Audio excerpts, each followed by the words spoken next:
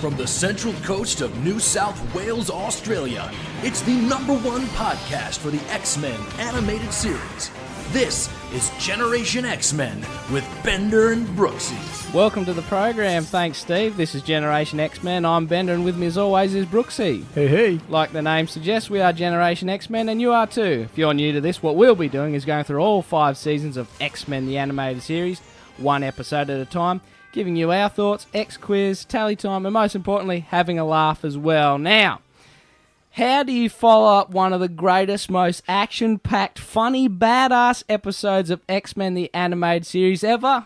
Simple question, you don't. I mean, it's sort of unfair coming off of Days of Future Past Part 1. It's straight up, Part 2 doesn't really touch how good the first one is, right? I don't think anything will. I don't think, yeah, it's like you said in the last episode, just we're probably not going to touch that sort of magic sort of feeling that Days of Future Past Part 1 had. I mean, it was moving so fast, it's cutting edge with the dialogue and the banter and the music and the action.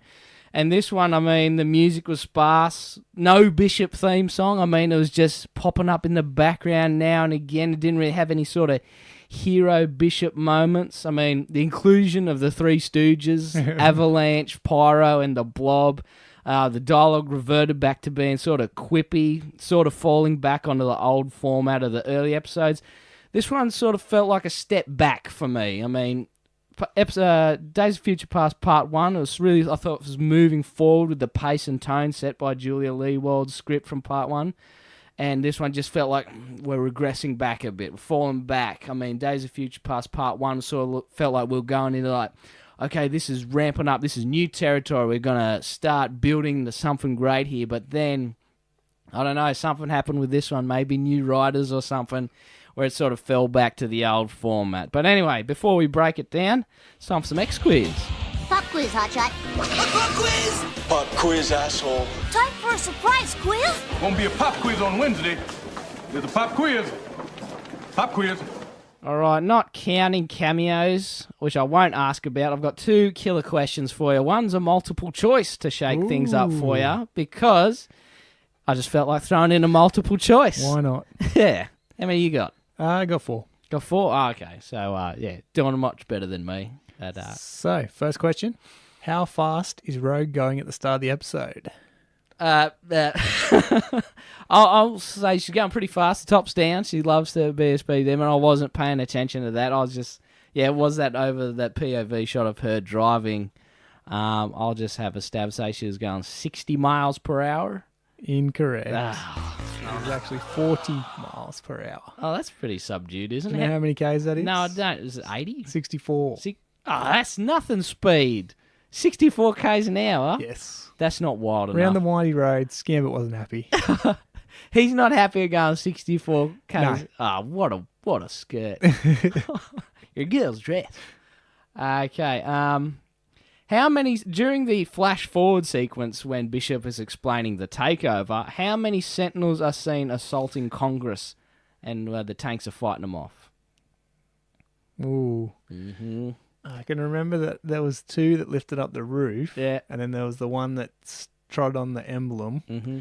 And before that, they crashed a tank. Yeah, there's the one shot where you see the guards shooting at them and they all move into shot and attack the building. So there's at least 3. 4? Yes, there's 4. Which I thought was like, that's a decent amount of Sentinels. It gets the job done, but I would have liked even more. Like the background is just waves of Sentinels flying over and shit like that. But yeah, 4 Sentinels attacking Congress in that cool little bit, that little flash forward story. So continuing on with Rogue driving a car. Yes. She almost runs into a truck. Yes. That truck is a moving truck, and it has the name on the side of it. Did you catch the name? No, I did not catch the name. I wasn't paying attention to that. I'll give you a hint. Oh, hint. I'd love one. It's a bit of an Easter egg for someone very special to the show. Oh. Would it be, I don't know, would it be Houston Removalists? It is. Is it? Yes. Larry. Loved you, Larry Houston. It's Houston Movers. Oh, excellent. So they threw that one in. That's pretty good, eh? Oh, I can't believe I missed that. I figured there wouldn't be that many Easter eggs right at the start. Yeah. I wasn't paying attention to that. All right, here's my multiple choice questions. There are 3 possible answers here. What colour are Senator Kelly's glasses, the rim of his glasses? Are they black, brown, or white? Oh, I was going to say yellow. Not a bad guess. There's some crazy colour palettes going on. What is it? Black, brown, or Black, brown, or white? I'll go with brown then, because it's the closest to yellow. They are white. White. He's got brown hair with the white greys Yeah, coming yeah. through, and he's got the white rim glasses Right. and a grey trench coat that he's always wearing. There you go. What is the time on the professor's watch when it stops at the end? I wrote that down too. That was going to be my next one, but I didn't see it there. I think it was like 11:30, No, it's 5 to 6. 5 to 6. I thought it was 11 like that too, but Yeah. the hands The down hands the other way. See, yeah, that's what done me. 5 to Yeah. 6. 5 to 6 makes more sense than Yeah, because it's at the end of the it's day. the end of the day. Yeah. But yeah, that's how bad I am with analog time. So my final question was when Gambit's in the little X-Jet Yeah. and he's flying to Washington, Yeah. there's a little map on the thing that says Washington, Yeah. but the actual outline of the map isn't DC. Isn't it? Do you know where it is? No, because I only know Australian geography and only barely know Australian geography. I have no idea. Would it be just on the New York side of something? Well, it's actually Washington State, Oh, okay. which is actually on the other side of the United States. Oh, really? Yeah. So Washington State's different to Washington DC. Yeah. Oh. Well, that's not bad that I don't know that, but the animator who come up with the the map I don't know design. whether it's the animes or it's just another Easter egg they're throwing in like, oh, this is a joke. Oh, okay. Well, we don't know for sure. Probably never will, but that's pretty interesting X quiz. Yeah. Previously on X-Men. So previously on X-Men, we see in the future Wolverine and the 2 other mutants are caught by Bishop, the tracker. And Bishop tries to turn the mutants in for a reward, but the Sentinels say he's no longer needed. So Wolverine takes Bishop into the Rebel portal, and Forge explains his theory of the assassination of the 90s never occurred. None of this misery would ever happen. Yep. No Sentinels, no camps, no terminations. terminations. And so Bishop goes back in time to the 90s to stop the assassination, Yep. which he believes one of the X-Men will commit. Mm-hmm. And then we get some Nimrod who follows Bishop back through the portal. Yep. And that ends with Wolverine saying, which one of us is the assassin? So yeah, because this is a follow-up to a to-be-continued episode, the previously on X-Men is just a wrap-up of the previous episode. They didn't really do the whole sort of thing. But I thought it was a pretty... I mean, you can't really condense part 1 into like a previously on X-Men gig because so much shit happens in that in those 22 minutes. So I thought they did pretty well to wrap up most of the story of part 1 in that little previously on X-Men. And But they didn't have the trailer line. I wanted it to end with the trailer line. Traitor. Yeah. But no, they start with they bring the trailer line in pretty early in this episode. Oh, though. yeah. But yeah, I thought it was a pretty good hook on Wolverine's line. Which one of us is the assassin? And it goes into the digga, and then we get into the episode. And now it's time for the breakdown. Break it down! Break it down. Now it's time for a breakdown. Breakdown. So today we are doing Season 1, Episode 12, Days of Future Past Part 2. The original air date for this one is March 20, 1993. Mm-hmm. And it's written by Robert Skur and Marty Eisenberg. It's also directed by Larry Houston. Anya Larry. So the ep starts with Rogue driving up the mountain. So Gambit thinks she's driving like a maniac, but you don't believe it. I don't buy it now that I know what the what's it called when you not a translation of miles to kilometer when you convert it. She's not going fast. That's not fast at all. So why she keeps driving all the time? She can fly. Why is she driving? I'll never get that. I don't know. Well, yeah, mate, I don't know. I want to know where they're going. They're always driving around. What are they out for? They never have any groceries. They're not going grocery shopping. They're just going for a Sunday drive or whatever. This time, I think this was when they were coming back from seeing Beast. Remember they went to that's see Beast? right. Okay. So this is just gone back in time that little bit. So this is where they were while they were Oh, that makes the guys sense. are See, I just don't pay enough attention. Shut up, Bender. Also, there's no seatbelts this time. Oh, They that's weren't wearing seatbelts. setting a bad example for the kids. So Gambit's saying like, "I watched the road share. Where'd you learn to drive?" And she says, "With good old boys on the country back roads, best teachers in the world." We're the good old boys. Do you think that's like a Dukes of Hazzard reference? Of course, it has to be a Dukes of Hazzard reference because they're the southern sort of dudes, aren't they? With the General Lee and everything. Yeah, and it's got that like synthesized country violin music. Like, yeah. Well, yeah, of course. If she's from the South, she's going to make as many southern references as she can. Yeah, so Gambit says that she may need another lesson, and Rogue said, "Who's going to teach me? You." And Gambit says, "I could teach you a lot of things if you ask nice." Gambit is such filth. That's my note from Gambit. He's such filth when it comes to he'd get done quicker than Harvey Weinstein. If this was happening today, she'd report his ass to HR, and he's a goner. She just says, "Don't you get tired of listening to yourself?" And then he says, "Not when I'm talking about you, Cher." That was a pretty smooth line, though. Yeah. That's a pretty good line from Gambit. That's a nice one. It doesn't have to lead in with that grown-up filth line. That's smut. Just be nice. So she just slams on the brakes here and she just flies out of the car. Like, this is continuing that thing that Rogue never parks a car. She just drives into the mansion, leaves. We should have done a tally on her abandoning the convertible. It's at least 3 now. Well, Gambit addresses this with a funny Gambit's line. like, "Don't worry, Rogue. I parked the car." I parked their car. So also we see here that there's no damage to the mansion where Bishops drove the bus Oh, through. So they got right. that fixed up pretty quick. They got the contractors in quick. So we transition inside and we see like we're at the end point of last episode. And Rogue enters with the rest of the X-Men and talking about who could be the assassin. Mm. And we get another new line here from Bishop. He says, I know an X-Man is the assassin. One day, I'll remember who. So yeah, that line, "one day I'll remember who," that really sets up Bishop as being pretty incompetent. Again, me wishing that there was an explanation as to why he lost his memory. But I just thought of something, wouldn't it be funny as if they just pulled up to the front of the mansion and that bus is still sticking out from when Bishop ran it straight through? Oh man, that's why I can't be a director of cartoons. I'd have full of that stupid shit in there. so Rogue gives the "We've got company too" line that she did at the end of the last one. Yep. We get a new line from the Professor. He introduces Bishop before Gambit enters and says, "Everybody can relax. Gambit has returned." You! Bishop snaps again. "You're the reason I come back, traitor. Your future ends now."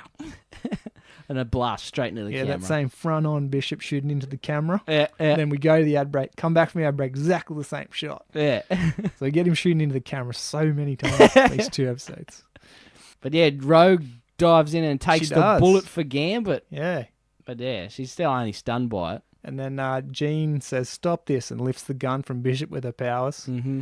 And Jubilee gives some fireworks. Gives him a firework uppercut. I thought it was pretty neat.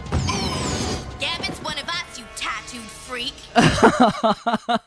That's a very cruel line because that's not a tattoo that he wanted. It's like it's the branding, like he's a mutant. So she's being very insensitive there, Jubilee. So once the fighting's all stopped, Cyclops jumps in and says, "This fighting ends now." Oh yeah, So they missed the no fighting in the war room. They that's could have thrown another one in. there should be another tally of missed opportunities for no fighting in the war room. And Bishop's pleading with him, going, "He's the assassin. He has to be terminated." Terminated. He has to be terminated. Gambit and Rogue just get straight back up here. So I guess the gun was on stun again. It's got 2 settings and it's stuck on stun. So the Professor flies in and explains that this is Bishop, and he claims to be a time traveler. From the future. So they believe now he's from the future or not? Because what they land on in the last episode, I thought they did. It's confusing. I thought it was a weird line from the Professor because he claims to be a time traveler from the future. Who would claim to be a time traveler from the past? I was like... So Gambit's reply, this is, "Yeah, and I'm the Queen of France." Mm-hmm. He goes, "This is the best kind of lie, one that nobody can prove." That's a good line. I like that line. I thought someone should probably step in here and say like, well, they just fought Nimrod and like that's all new technology. So they're probably like, oh, well, yeah, but we just fought this guy who's definitely from the future as well. So. Well, we bumped into this super tech sentinel that can regenerate and everything and is immune to most stuff. We had to freeze him. Very high tech, probably from the future. So we'll believe Bishop. So that's probably the proof. But he blew it up, so I suppose Gambit would just have to believe the rest of the X-Men. And Bishop jumps on him and says, "You're the lie, traitor. Your stupid friends have saved your life for now." And Bishop and Gambit are about to fight, but the other X-Men jump in and break it all up. Wolverine says, "Time out, rookie." I love when you're reading that line back and Bishop says, "Your stupid friends have stopped you." That's so funny to me. But when watching the episode, it didn't translate because I was just deep in the moment with him. Because that could be a funny line. I really think that's funny. Your stupid friends have saved your life so you can betray them. So then Bishop goes into his explanation. He says that all the X-Men will die, and it starts with a single death in Washington, D.C. Yeah, this starts the flash forward montage. Yeah. The Terminator sounding music starts up, and this was really cool sequence that goes on here. Yeah, first up, we see like a single coffin. It's in like the Capitol building, and there's like long lines of people passing it. So Yeah, it's paying their obviously respects. someone everyone knows. I imagine it was probably Senator Kelly, I think, what they're implying it is. Yeah, Gambit is the assassin, but all the mutants actually get the blame. Yes, that's right. Pinned Oh, on all of them. We see a lot of old footage here of the mutant hate rally. Yeah, picketing with their signs, no mutants, whatever. He says people want revenge, so they pass laws calling for an army of sentinels. Yeah. So we get the old footage of Master Mold just pumping out the sentinels. Yeah, he said the mutant control law is passed. And that reminded me of Terminator 2 when the Terminator's talking about the future. The Skynet funding bill is passed. And then that's just what it connected to me. And I thought, that's cool. He says the sentinels hunt down mutants like animals. There's a pack of like 4 unnamed mutants that are just nobodies. And Yeah. They just get surrounded by sentinels and blasted. Yeah, surrender mutants and they open fire anyway. Because they're He sentinels. says some fight back, and we see Cyclops here. He's got the Senator Kelly grey Yeah, streaks he's got a bit of down the grey. side. And he's also next to his brother Havoc. Yeah, that's right. Yeah, we get a Havoc cameo. And also Sunfire. And also your mates, the Morlocks. They're back to get destroyed. Yeah, I was. That's why I cheered this. That's right. Yeah, Sentinels annihilate them, wipe them out. They're terrible.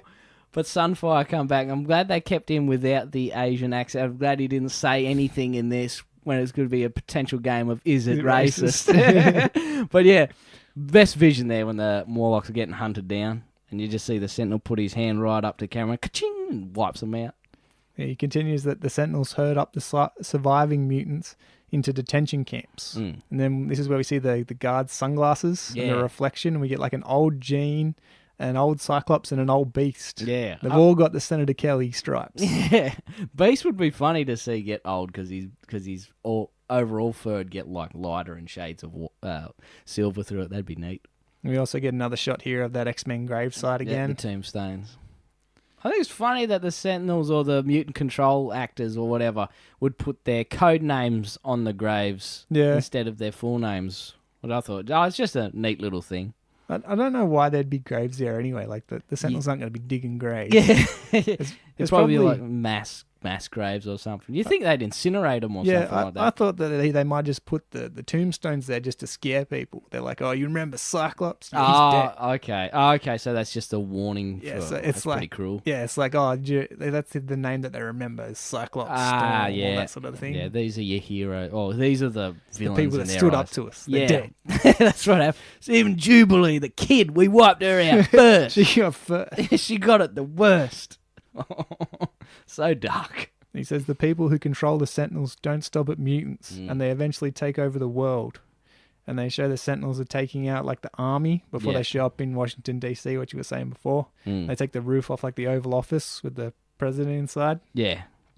And we come back now from that flash forward, I guess you call that. Yeah, I'd call it a flash forward or an exposition story from Bishop. Before we move on, I've got to say the visuals when they're taking over Congress or whatever, the Sentinels ripping up the roof and that Sentinel busting through the gates and stepping on the American Eagle emblem on the ground, and it just left this massive Sentinel footprint. right in the center of it. It felt like really cool symbolism of their stepping on America's freedom there. I thought that was a really neat visual thing to do, and really sets up the tyranny and the evil motivations of the greedy Sentinel owners, and how dangerous the Sentinels are. Keeping them a threat and not being comedic, that's what I really like about the Sentinels in this. They're ruthless villains. My favourite villains, the Sentinels. So when we come back here, Bishop tells Gambit that he has hated him his whole life. Mm-hmm. Wolverine goes, easy, rookie. The professor then asks if Bishop is successful in averting the assassination, will it change the future? Bishop says that that's what Forge's theory is. So he built him this armband which will put out a temporal displacement field which allows him to stay in the past. Yeah. I think that's the first time. Well, that's the second time they explained that. Yeah, they're just punching it in just in case you missed the first one, I guess. I suppose so, yeah. So who's the target? Oh, Bishop can't remember that one. Mm-hmm. Yeah, the only thing he knows is that it's happening soon in Washington. Mm-hmm. So Cyclops suggests that it could be the president. But oh, no. The professor comes in. It could be him. Oh, okay, yeah. That's misunderstood during the flash forward. Like they hadn't revealed who the body in the coffin yet. He still doesn't remember. That's my bad. Yeah. But okay, that makes sense now. So yeah, Cyclops says it could be the president. The professor thinks, oh, it could be me. I hope it was. Well, we're coming up later in the season. We see like an episode where there's no Professor X, but it's not that friendly of future. I also really think it's stupid. Like if Gambit was going to kill the professor, he would have done it ages ago. He's been living with him for fucking years. Well, Bishop, his mind's not right. No, it's not Bishop. It's the fucking professor. Oh, okay. Oh, it could be me. Fuck off, dick. Oh, okay. So the professor's thinking he's too high and he's making himself feel more important. Yeah, I'm more important than the president. Yeah.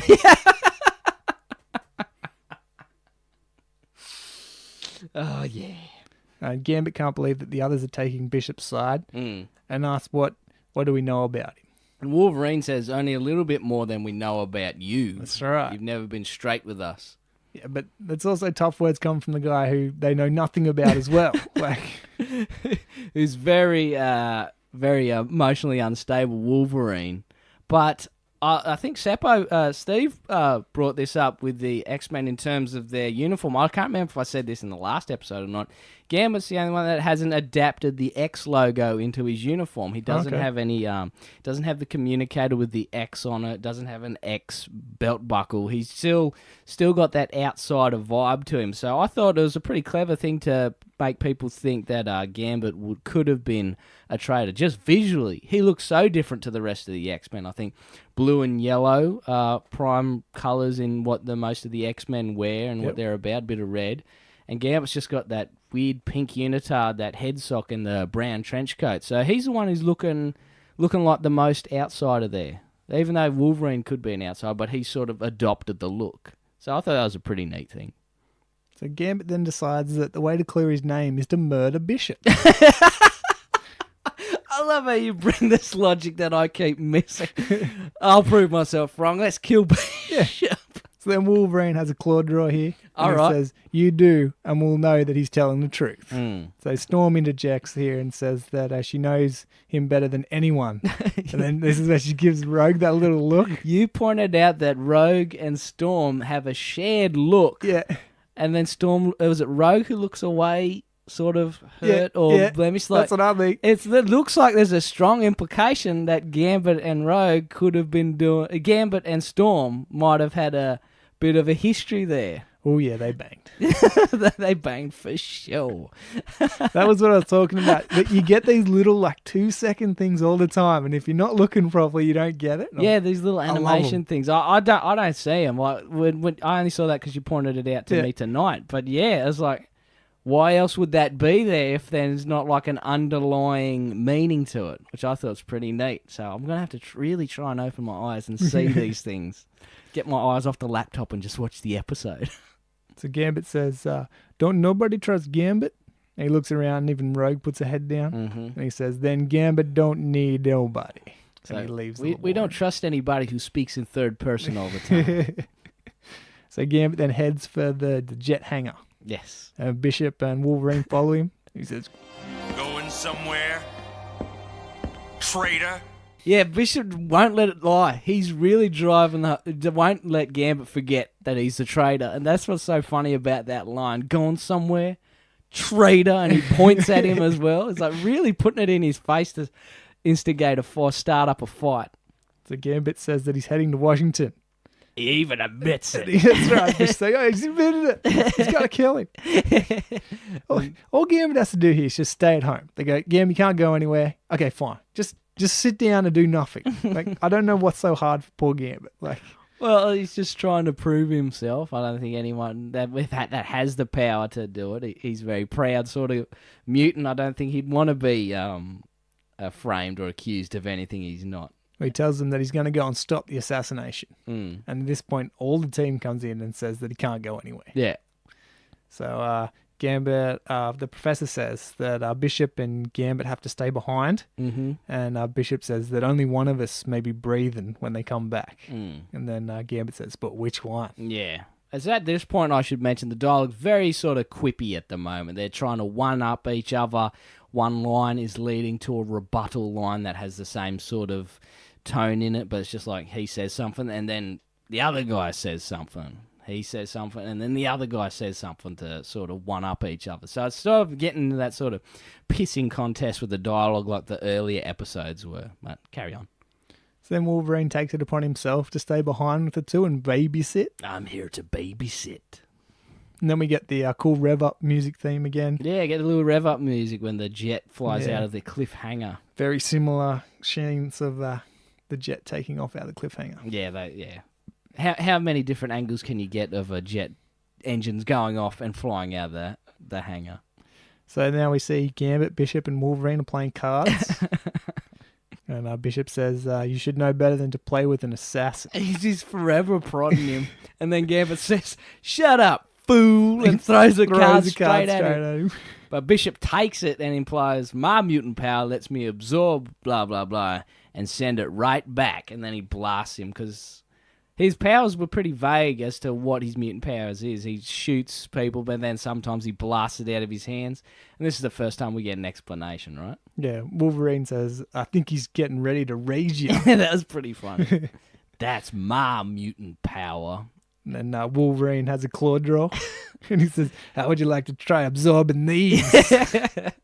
See, that sort of set up punchline. We're reverting back to earlier gags, but that was pretty good. And then he says, sit down, or the cards are the only things getting cut around here. Yeah, very quippy.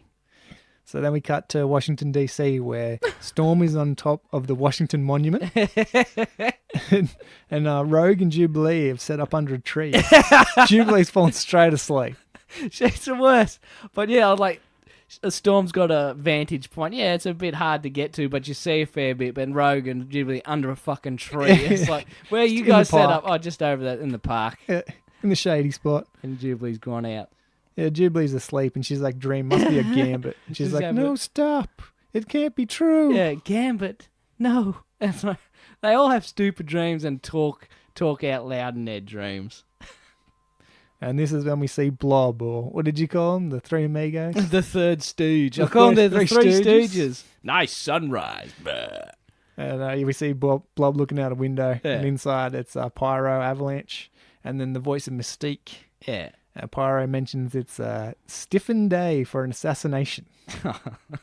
If you don't know what they're doing there, let's give you a big hint. But yeah, you see, you hear Mystique's voice and hear her shadow in the doorstep. And for me, whenever the Three Stooges pop up, I feel as though that's going to drop quality in the level, drop quality in the episode because, yeah, they're pretty Stooge-like. They don't have much threat to them. So would you have liked to see three different baddies here?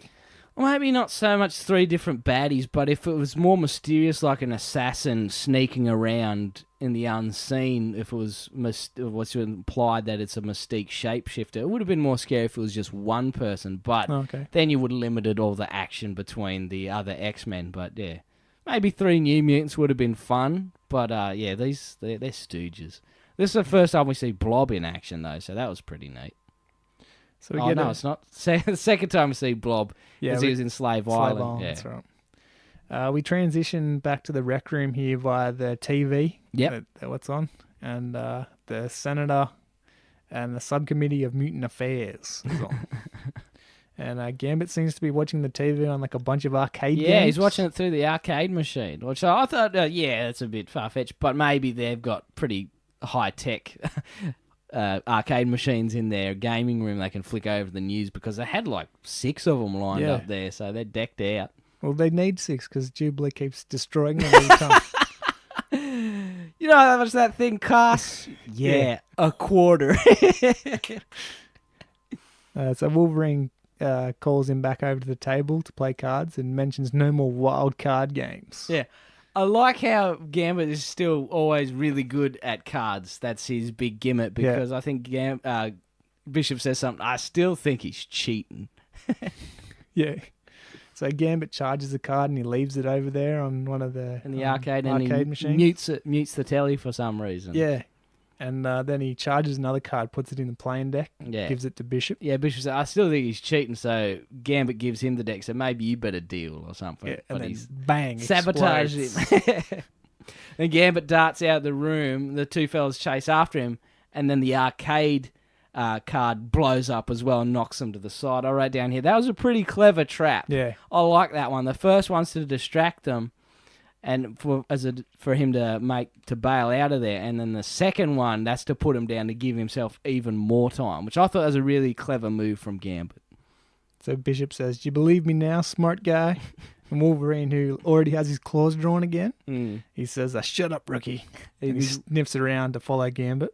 Yeah, and he goes this way. I thought that's a problem there. I was like, obviously he's going for the hangar. Exactly, I was just about to say the same thing. He's either going to the garage or the hangar. Yeah. Like, flip a coin where you're going to go, because he still wants out. His motivations haven't changed. He's clearly not taking off on foot. Yeah, he's very slowly getting away. So Gambit goes and hops in a mini X-Jet. It's the first time we see one of them. All right, yeah. They look pretty cool. There's the blue and yellow ones, right? The scout ships. The little tiny ones. The fighters. And Bishop then blames Wolverine for letting him get away. He says, "No wonder you sent me back in the future, because everything that happens is your fault." And then Wolverine goes, "I still don't believe it." What I wrote here, I was like, the Wolverine and Bishop band, it was like they're in their own sort of buddy comedy film like Rush Hour or 48 Hours. I was like, would have loved to have seen more of that, just them nagging each other. It's like the black guy and the white guy who don't want to work together, but they have to. Yeah. I thought, because of their dark relationship in the future, how he starts off as a tracker and he captures Wolverine and sees all that stuff, I thought it'd be fun in the present day for them to be like a light-hearted buddy comedy. It mirrors it, kind of. Yeah, you know what I mean? It's the same relationship, but it's a lighter side because the setting isn't as bleak. It's not post-apocalyptic. I would have loved to have seen something more like that. That would have been really fucking cool. I mean, with my Juggernaut spin-off, I'd also like to see Wolverine and Bishop palling around in present day trying to stop crimes and stuff. That'd be hilarious. You let him get away. I didn't see you doing much. No wonder you sent me back to change the future. Because everything that happens is your fault. I still don't believe it. So this is when Gambit's in his mini plane and they get that little Washington map. Yep. And then we come back from the ad break in Washington, D.C., and there's a huge rally, and they're chanting, "Mutants, no. Humans, yes."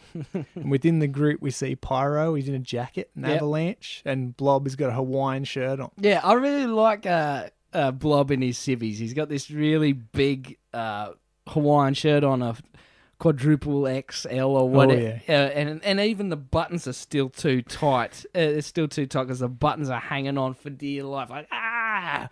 But yeah, I like Blob in his civvies. That was fun. So inside we see the professor is being questioned by a panel. Mm-hmm. And they ask him if he's ever been associated with any renegade mutants. And he's quickly interrupted by the floor starts shaking, and then Avalanche enters. And Avalanche says, "I got your answers right here." And he starts blasting the place to bits. Yeah. And the professor orders Cyclops and Jean to stop them before he brings the whole building down. And then, I thought, why doesn't he do it himself? The professor? Yeah, why doesn't he just mind power him and just, you can stop doing that, right? Yeah, mind freeze him real quick. I suppose, yeah, they didn't want that. I mean, visually, I think the kids would like to see Cyclops and Jean do his thing, but Professor just turns them off. That'd be a little bit of a lackluster episode. But, yeah, he likes giving orders. He's the pacifist. I'd say that Professor X is a bit of a pacifist and just makes other people do aggressive fighting stuff, you know? So Cyclops gets his visor out, and he and Jean are in their civvies at this stage. And Pyro creates what looks like a dragon out of the fire, and he like manipulates it. So then Cyclops tries to blast it and just goes straight through the fire and blasts like a huge hole in the wall, causing heaps of damage again. You missed. And then Jean just sends them all out with her mind powers. Yeah. So luckily that Cyclops put that hole in the wall. He's like, I meant to do that. Sorry about that. Lucky there's no one on the outside of that. But yeah, you see what I mean about the Three Stooges? Because they just got punked by Jean Grey. Yeah.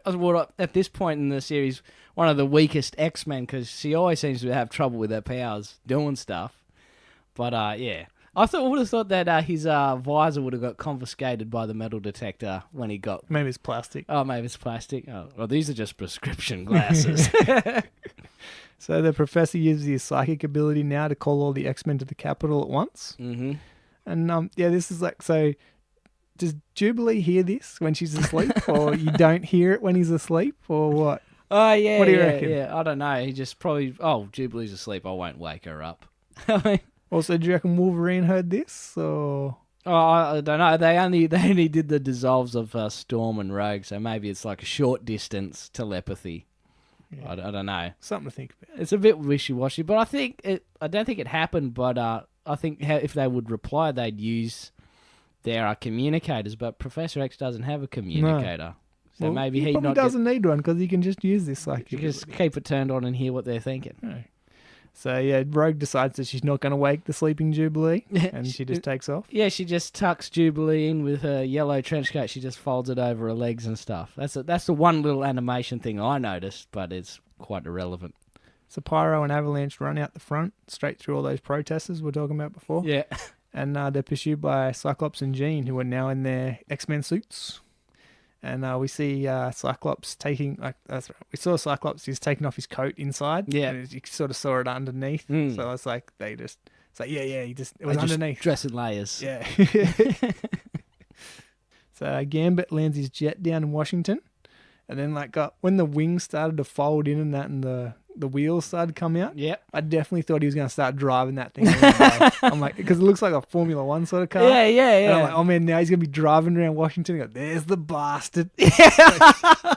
There's the fool. That'd have been a great action figure playset, that one. The Scout.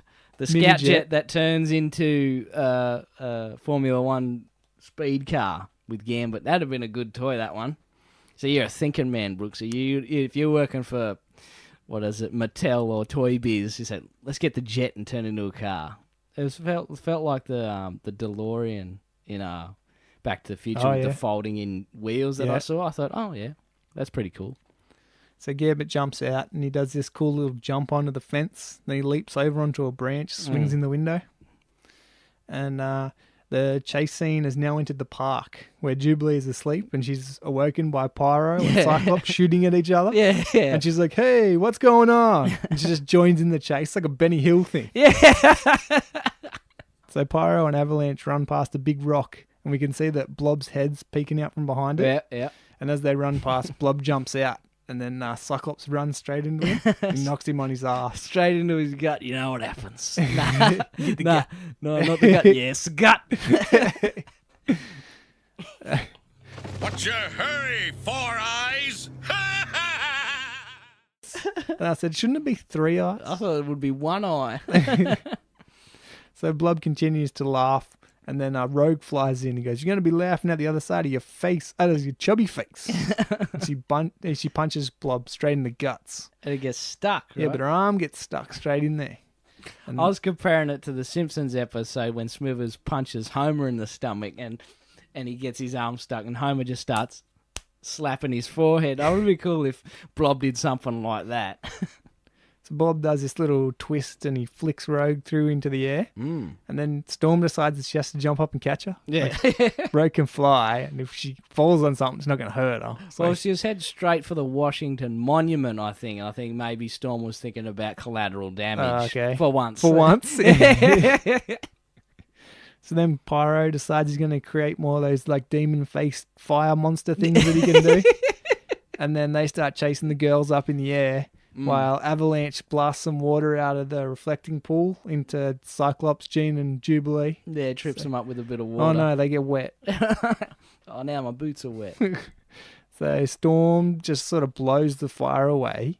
But I mentioned here that Rogue sort of uses the Iron Man 1 trick where she just flies up into the atmosphere. Yeah, where there's no oxygen and Yeah. stuff, yeah. I thought that was pretty clever.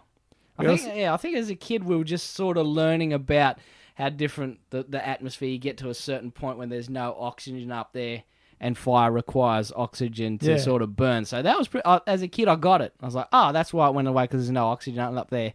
We're learning about this in school. So that's pretty cool science. Yeah, science she stuff. did hold her breath too. If you notice, Paying close attention to that. So even if you didn't know about that sort of stuff, I think you put it together. So I thought that was a pretty cool fix.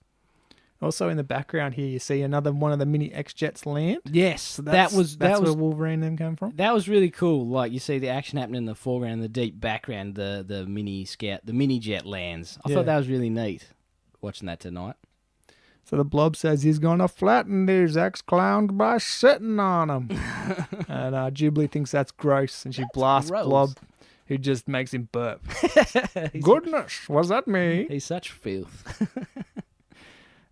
Cyclops then has a go, and then Blob's just standing there going, nothing hurts the Blob. Then Wolverine comes in with his patented jump on their back technique.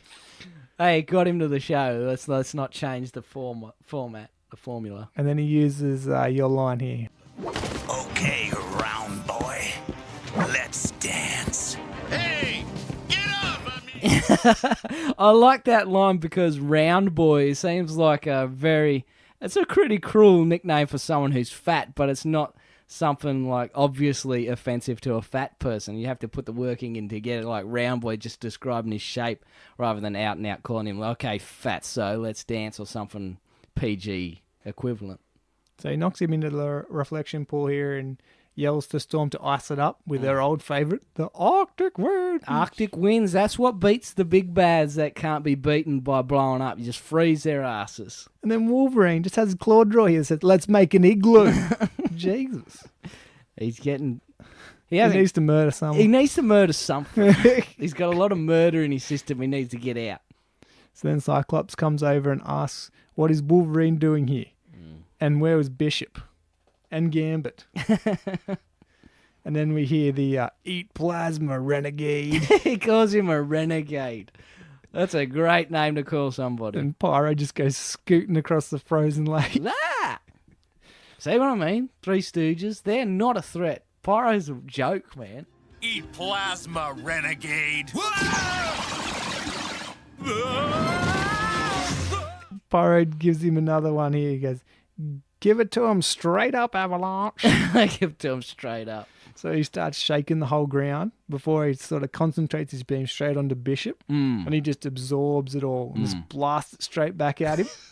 And Bishop's a little bit goofy. He blasts a building in half and it starts to collapse onto some... It's the top of the Smithsonian Castle. Oh, okay. And it's about to fall on a bunch of people before Jean decides she's going to jump in with her little levitation powers. And She catches it, but there's always the one kid that doesn't move. As usual, it's too heavy.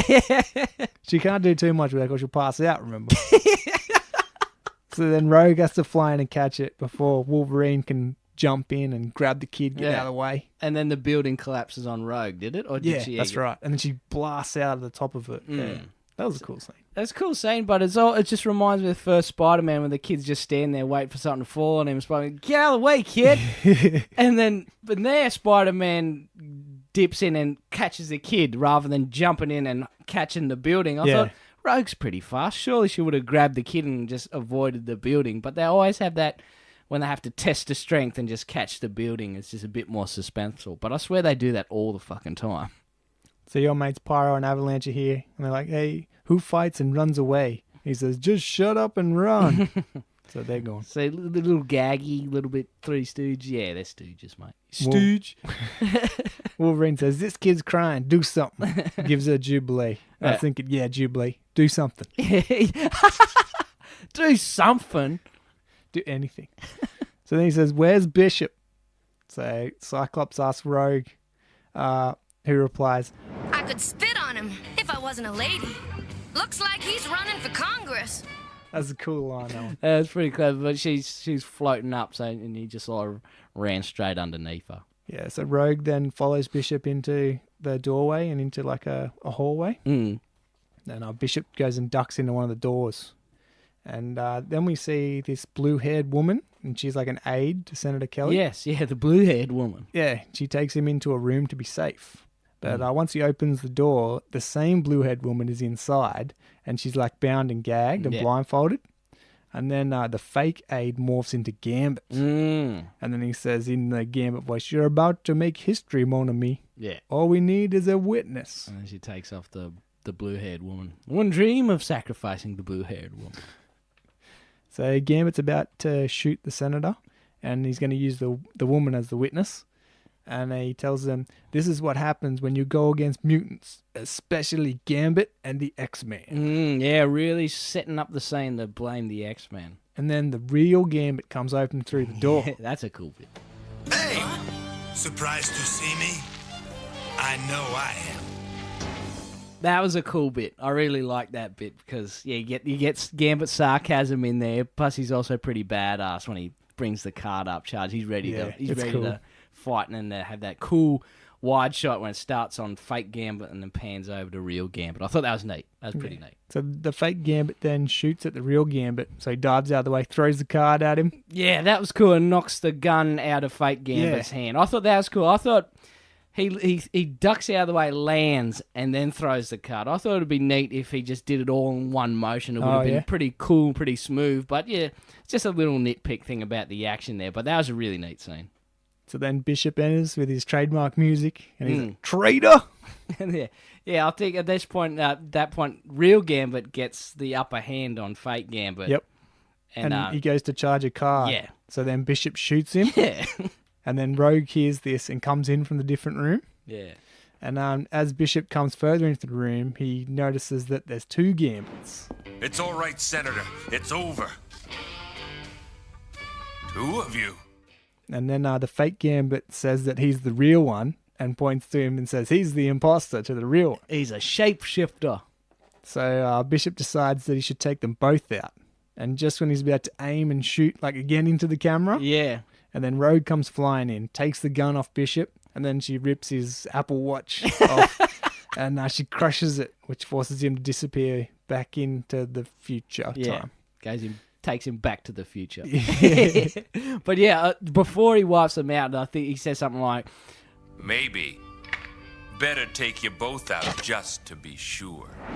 At full force. So he's turned off stun mode, I think, so that's amped up the sort of tension of the scene right before Rogue intervenes. So then Rogue turns to Senator Kelly and the aide and tells them to leave now. Mm. And then the fake Gambit morphs back into Mystique. Yes. And then you get the dun dun dun music. Yeah, it is the dun dun dun, but a bit more X-Menified, which I thought was pretty neat. You! This is gonna be more satisfying than I thought. And we remember that Rogue knows her from back on Muir Island. Yeah. And so she says, this is going to be even more satisfying than I thought. And Mystique says, you wouldn't hurt me, Rogue. You're going to help me escape. She goes, now why would I do that? She says, because once I looked like this. And then she morphs into like a blonde-haired woman. Yeah, random old lady. Yeah, who Rogue knows as Mama. Yeah, that's pretty, yeah. And it turns out this is the woman who took her in after she ran away as a child. Yeah. So Wolverine and Cyclops are walking down the hallway, and Wolverine pulls Cyclops up and says, I smell something oily. What was that in reference to? I mean, the sleaziness of Senator Kelly or the oil from his from Bishop's gun? I don't know what was so oily. Was that a jab at Senator? How'd you take that line? Okay. Yeah. I probably should have looked it up. Maybe it's just his hair or his cologne or his hair product. I don't know. But yeah, I didn't know what he was referencing to when Wolverine said he smells something oily. So Kelly walks straight out and he bumps straight into Cyclops. And he goes, "Oh, are you all right?" And then he says he's very confused because a mutant just tried to kill him. But then he was stopped by another one who looked exactly the same. And then the aide walks up and says that there was a woman who looked like me, then changed into a man. And it's back there. It's back there. She sounded real burdened by it, like she's over-explaining. She didn't want to explain it anymore. It's just over there. You deal with it. So I thought that line reading felt off to me. Shouldn't she be more in shock? Yeah. So Cyclops now realizes that it's a shapeshifter, and that's why Bishop thought the assassin was Gambit. Cyclops and Wolverine go inside, but the only person that's in the room is Gambit, and he's laying on the table. Yeah, he's got his jacket off, and his jacket's been turned into a pillow or something. And Wolverine's like, "What's he doing? Taking a nap?" That was funny. And outside, Rogue has flown Mystique/Mama into safety. And Mystique says she's still worried about failing Apocalypse's assassination plot. Rogue pleads with her to leave Apocalypse, but she says that he has made her what she is. He made me who I am. And Mystique says, he gave me a purpose, just like Professor Xavier did for you. Apocalypse wants slaves, like you tried to turn me into back on your island. Why? It seemed like the only way to get you back. We set up a bit of a side story here as to Rogue's origins, and which they explain in later episodes. We will get a full episode on that later. But yeah, they really sort of threw you in the deep end for this one, so it sort of becomes about Rogue towards the end, and less because the assassination thing's been wrapped up. And I've got a note here: if the story becomes too Rogue-centered, it sort of falls on its ass. I mean, I think she really works better as the sultry supporting character, to say her lines, beat the shit out of some bad guys, and then piss off. I mean, it's just all the stories around her seem a little bit flat, as it were. But yeah, this is just a little hint as to what stories might be coming up later. So we flash back to the future here, where Bishop returns, and it seems like nothing has changed. And Forge appears and tells him that he can try again once the machine is rebuilt. And he says the only thing we have plenty of is time. Yeah. And in that scene, you see a big bubbling tank and a metal skeleton with claws, which we can assume is Wolverine.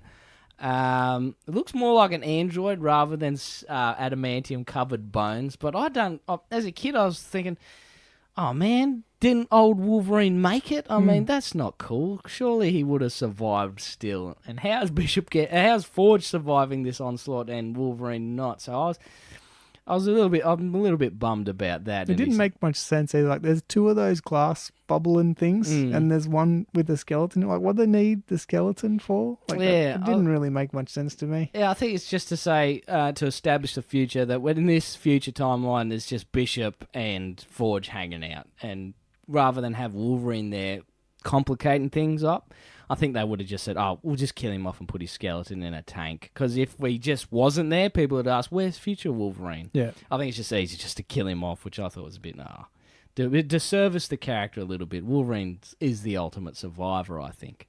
So Bishop tells Forge that he didn't fail and he stopped the assassination.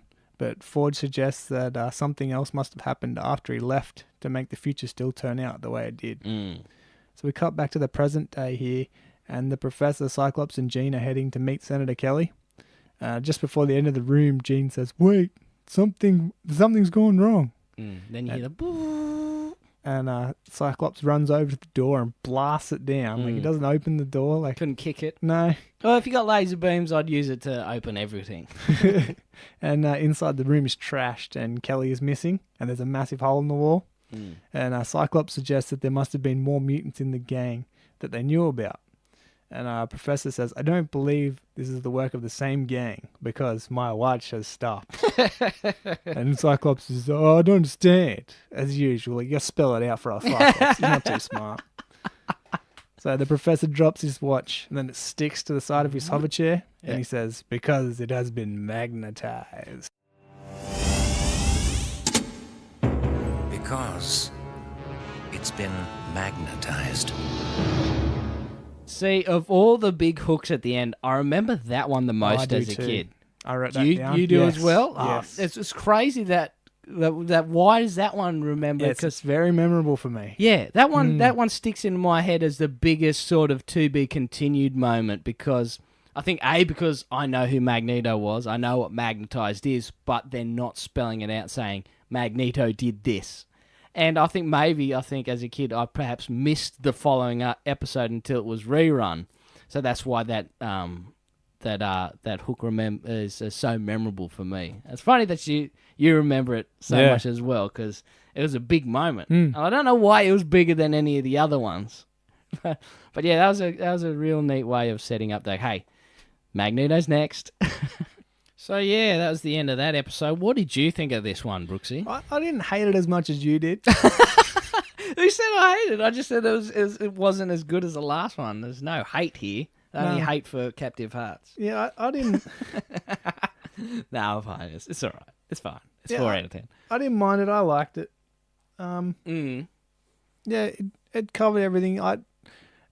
Talking about it here, I understand your points about some things. I'm like, oh yeah, I guess that's true. But yeah, it didn't seem like that much of a step down for me from the last episode. I know the last episode was top notch, but yeah, this didn't seem like I was going too far back. I thought it's definitely it's losing some of the allure of that Days of Future Past Part 1. I mean, the hardest thing is that the Part 1 was such a strong episode. It had a killer pace and had everything in this one. And the follow-up of Part 1 is just, it really, for me, it didn't deliver on the promise, on the big hook of Part 1. So the only thing bad about this one is that it's not as good as Part 1. That's the only thing that you can really downplay it on, because it just reverts back to the old sort of stuff, the quippy dialogue, the setting up the banter, the little bit of action here and there,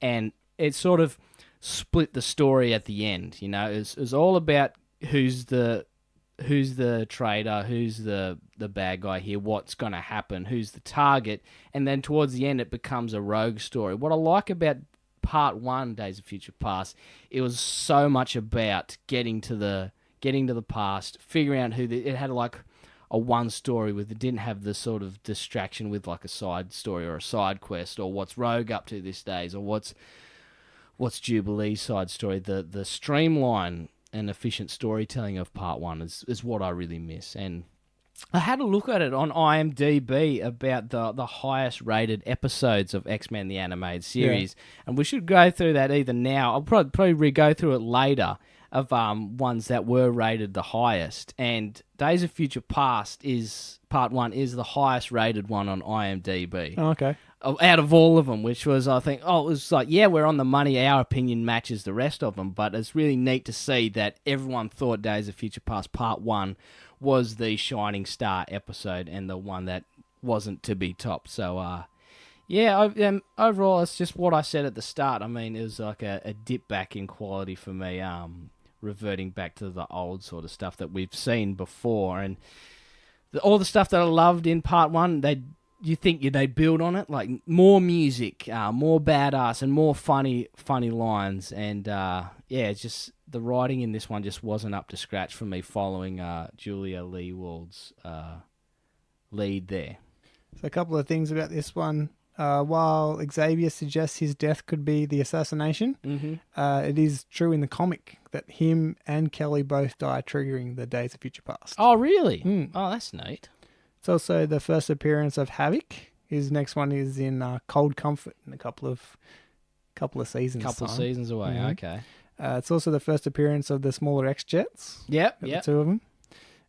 Gambit, how he's not happy about being called an assassin. Yeah. We get that next season where he's got the thieves and the assassins. Oh, that's right. That's why he doesn't want to be episode. called an assassin. The thieves and the assassins. We also get the Rogue's backstory, Rogue's Tale. Yes, that next one. season. Is that's what Rogue's Tale is Yes. it? When she find out where she come from and how she got her flight and strength, right? Correct. Sweet. So the only beast we got in this one was Old Man Beast in the Reflection. Mm-hmm. And also both these episodes were originally called Future Tense. Future tense? Yes, and then they changed them to Days of Future Past. Oh, okay. What were they called future tense? I mean, maybe because they didn't want to call it Days of Future Past because it was so different to the comic book. Yeah. Oh, okay. But I thought I was fine. I'm fine with them calling it Days of Future Past because it's more or less a different sort of adaptation of it, and that's what makes it neat, I think. Yeah. But what was your favourite bit and favourite line? Favourite part, favourite quote? I guess my favourite part has to be the ending because it was so memorable to me. That sticks out. I think that has to be my favourite part. Yeah. How about yourself? My favourite part, I mean, it was the flash forward montage. Oh yeah. That for me, that was so boss. That was truly the highlight of this episode when Bishop's talking about the future, how bleak it is, and how the Sentinels take over. It really is a terrifying glimpse into Bishop's future, and how he grows up in the internment camps or whatever, just set by the events that he thinks he can stop. It really is like the Terminator. It really feels like that to me. It feels as though Kyle Reese is telling this stuff when he tells it to the shrink in the interrogation scene. Oh, okay. But this, in number one. It really shows you what's about to happen and the lead up to Apocalypse, which the post-apocalyptic future, which I thought was really neat. That's probably my favourite bit in the episode. What's your favourite quote? Favorite quote, I think because it's a funny line and you can tell so much from the character about it. My favorite line is "going somewhere, traitor," and points at him. Bishop really hates him. He's like the line, "I hated you all my life." This line, "going somewhere, traitor," he's not going to let him forget that he is the traitor, and that line says so much more than what it is. He's reminding him that he's the traitor, reminding himself that that Bishop is gonna kill Gambit. And there's just so much character in that line, especially in the reading as well. There's so much hate for him, and because Trader, he says it so much, it becomes funny. It's sort of a funny line for me too. So that's my favourite line. What's your favourite line? Mine's Rogue's line, where she says, "I could spit on him if it wasn't a lady. Looks like he's running for Congress." I like that. Very quick. Running for Congress. I love that. Double meaning, yeah. It's great. So what would you rate this one, Brooksy? Because you gave the last one a 10. I did. But this one is fortunately not a 10. No. I'd give this one your favourite number again, a 7. A 7? Yep. Well, see, me, I'll go, it's a 6. It's above average because it's coming off the heels of something better. Yep. But it's a 6 for me. It's nothing too much. There's not a lot of rewatch value for this one. All the rewatch money is in the first one. So if I'm ever watching part 2, it's only because I just watched part 1 and I need the closure, as it were. But yeah, 6 out of 10 for me. Did you like the bumper, the music celebration when I put on for a 10 out of 10 in the last episode? I made a big deal out of it. 10. If you want, yeah, I don't mind. It's not going to happen too often. So. No, it's not going to happen. So that's why I thought I'd put the music over the top, because I don't think it's going to happen again. We'll find out. We'll see, I know, because we might have some good ones coming up. It's time for tally time. I'll let you count the claw draws and everything because I forgot to take notes this time. So, yeah, there was no beast, so we got no beast quotes. We have 3 claw draws this week. So, adding to our 38, that makes 41 claw draws. In 12 episodes, is it? Yes. Excellent. This is episode 12. And we didn't get any more bubs, so we're still on 4 for that. Did you have any sound effects that you caught this week? They're more or less just the same ones we've heard before. They've snuck in some more of the T-1000 being shattered after Hasta La Vista Baby. There's more, whenever there's Sentinels, I can hear RoboCop 2 sound effects and that sort of thing. But no new stolen sound effects this time.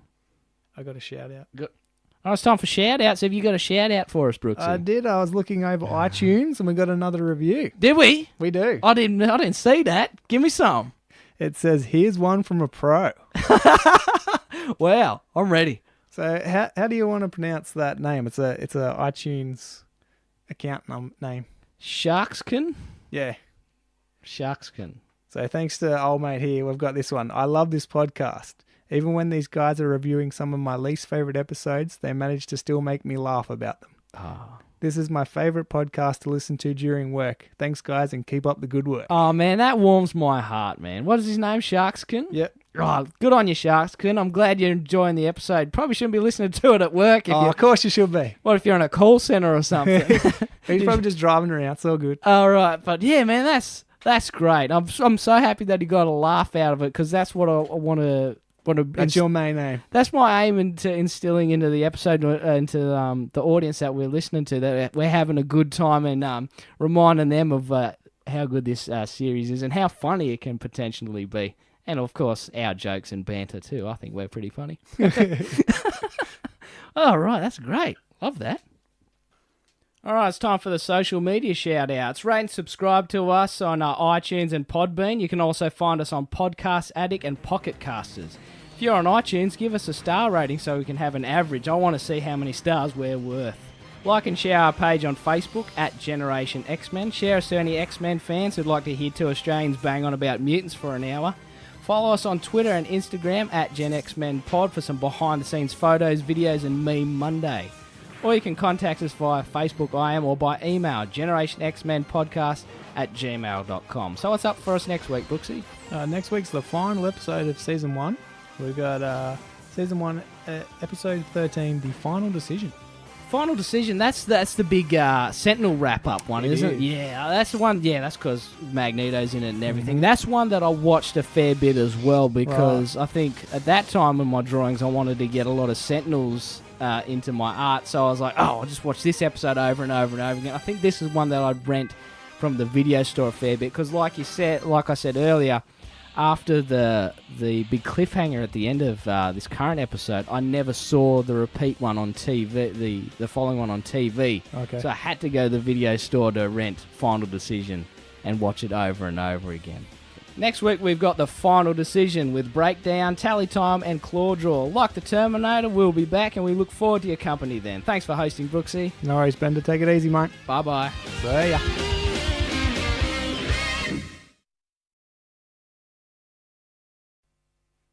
What's the order again? Okay, Breakdown. Okay, it's time for the Breakdown. Oh, hang on. No, it's previous then. Okay. Don't worry, I'll cut that out.